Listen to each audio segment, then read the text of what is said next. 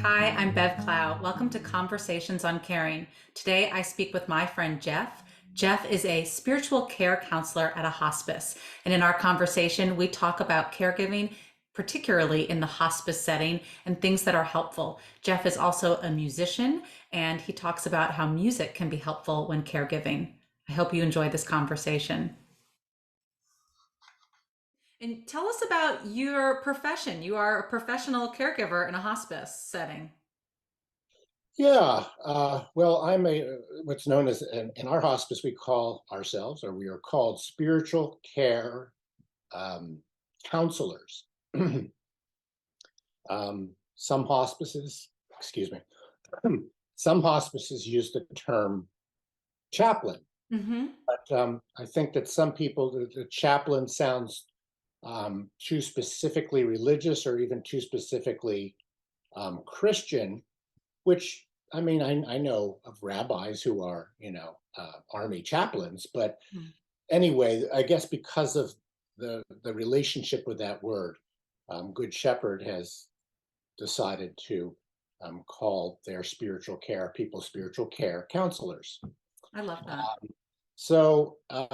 Yeah, so in my role there, I mean, it's really tending to patients' uh, religious and spiritual needs.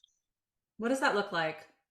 Yeah, it's kind of hard to always to put into words because I think it's different to be like a hospice spiritual care person, a hospice chaplain versus, in a hospital, which I've done too, work as Hmm. a hospital chaplain. Um, in hospice, you're really part of a team, like a um, uh, I don't want to say multicultural, lost the word. People from different multidisciplinary team. Yeah. So we work together with the social workers, with the nurses, um, with volunteers, and we're all trying to provide people, hospice patients and their families, with the best, you know, physical care, health care, and emotional and spiritual care. So my role is really more the spiritual, emotional, spiritual piece. I think spiritual is a bit of a tricky word Yeah. sometimes because, for some people, they don't know what you mean by spiritual. Uh, so, um, so I think it's the way you present yourself. Um, so, um, so in that way, I'm really trying to take care of the patient, not fit, and not taking care of them physically, really. Of course, that's a concern, but it's not because it can often affect you spiritually too. If you're in pain a lot and if you've lost a lot of your functionality, but really taking care of them in the moment um, and reaching out to their families and seeing what it's like for them, to cope with their loved one's illness. I mean, Hmm. one big challenge I think for some families, for example, is we see a lot of patients who have Alzheimer's disease or have some other type of dementia. Now, these might be people in their 70s, 80s, 90s. Um, and a lot of people who have dementia, um, they themselves are pretty at peace and peaceful. There might be a difficult time when they know that they're losing Yeah. their abilities, but a lot of them come to a place of peace. But it still can be very hard on the family to see their loved one, um, um, whom they remember and know as a different person, even though it's the same person, but it's a different person in a way because they've changed so much, but they're Hmm. still here. They're still around walking this earth. So I think that's one challenge. When I think also when people think of hospice, you think about more what I would call tragic, I guess, if you can use that word, situations where you're visiting younger people who have terminal illness, and I think that that creates a whole other. Um, I mean, I think it's another type of um, spiritual care, of chaplaincy, because the issues are different. Different. You know? When you're with families, what types of things do you find brings them comfort that you do, or that, like, let's say I was visiting someone whose family member was in hospice. What could I say to them or do for them that you think would be supportive? It's hard to put it in words. Uh, Hmm. so, uh, because I think um, you have to know a little bit about that person and how uh, you have to, because I think regardless of people's religious backgrounds, each person has their own personality. Some people are more resilient than Mhm. others. Some people are have a more positive outlook on life, even when life is very challenging. And other people, find it very difficult to cope with things that come their way. So I'm trying to give you a good. I don't think that there's like a pat answer, and I spend my life, my professional life, thinking about these things. Like, was that helpful? Was that, Hmm. and sometimes we're helpless. I think we have to acknowledge that there's nothing we can do to solve. It's not some problems, some issues can be actually helped and solved. Others, I think just Mm. compassion, and um, And that could look different depending on the what? person. Say that again. Sorry. And that compassion could look different depending on this individual person, it sounds like. Sure. I mean, I think compassion is always useful. I don't think that you can't. So you can't always try too hard to fix something. You Hmm. can't not always. If something can be helped, or of course you certainly shouldn't ignore that. But I think there's sometimes when you're in a situation which is so difficult for a family, um, we can feel helpless ourselves and want to make everything better. But it's sad. It is sad, and you have to acknowledge that sadness, and how deeply difficult this period of time is for the family. Hmm. Is it reasonable to say that just being with the family is a way of being supportive and just being with them?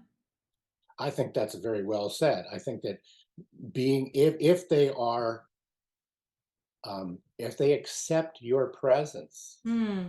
sometimes just being there and showing that you are genuinely interested and you genuinely care without that doesn't mean like, can I bring you this, can I bring you that. uh, Yeah. Something might come up that you can, if something actually tangible that you can do. But I think, like you said, I think being there and really being invested in Hmm. their well-being to the best of your abilities.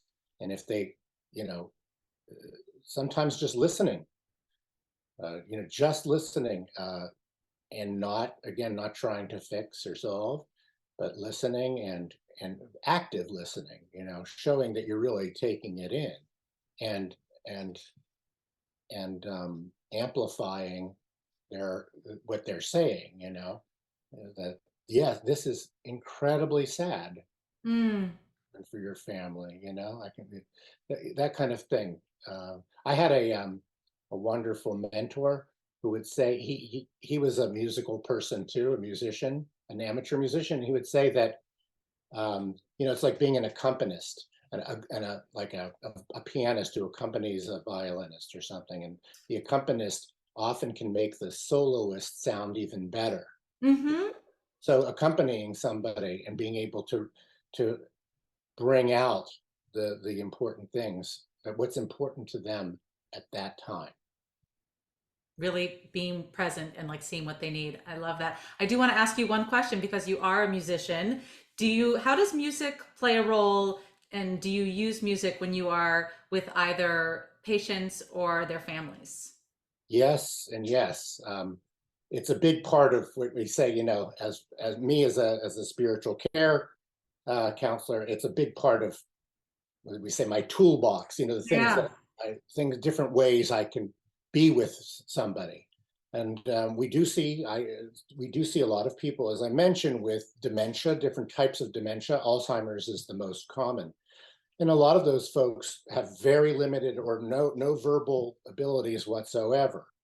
They have whatever, if it's aphasia, they can't no longer speak. They might understand what you're saying, but they can't express themselves verbally, and may only understand words to a certain extent now. Their cognition is not intact anymore in that way. However, music, Mm, we process music with a different part of our brain than we do speech.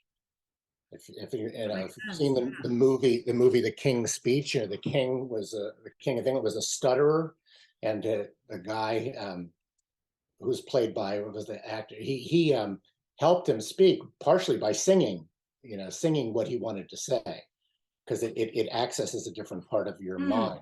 So this is a long way of saying I use music a lot. Like, for example, with older Jewish patients who have Alzheimer's, and even if they don't, singing Jewish music or Yiddish music to mm. people who grew up with hearing Yiddish, it can touch them in a way that words may not. Um, Also, that certainly doesn't just have to apply to Jewish patients, but singing, just singing show tunes or singing oldies that people loved. Again, accessing the familiar, uh, it can spur on hopefully good memories, or it can be very uh, it can make meaning. I think it can help make meaning with a person in their family where you know conversation is not an option. Mm. Access. So if you want to say spiritual, you're accessing a very spiritual part of a person. Um, This is so helpful. In terms of, you mentioned like the toolbox, this is something that I want to add to my toolbox. If I'm with someone who I know maybe likes a particular type of music or would remind them of their past, that you could just say, you know what, I'd like to play this song for you. And you can just pull it up on your phone, even if they're not like you and they're not a singer, you could just find that song and play it for them. And I know I have colleagues, chaplains, and spiritual care people who do just that. And I do too sometimes. If I Mm. can't access a song, like sometimes I'll bring something up on my phone. I tend to like to just sing myself or play. I play the recorder, Yeah. and nice portable instrument. But also, sometimes I do, put something on Spotify and play it, because maybe someone really loved the big band music. Well, I can't do a big band, Right. recorder by myself or singing it, but I can, reproduce that sound instantly, with technology. I love that. That's Yes, so helpful, technology Jeff. can be helpful. Yeah, yeah. Well, this is great. Well, I really appreciate you sharing with me a bit about your world and giving me a new tool. So thank you so much. I really appreciate it. Thanks, Jeff. Absolutely. All right. This has been so Pleasure. helpful. Thank you.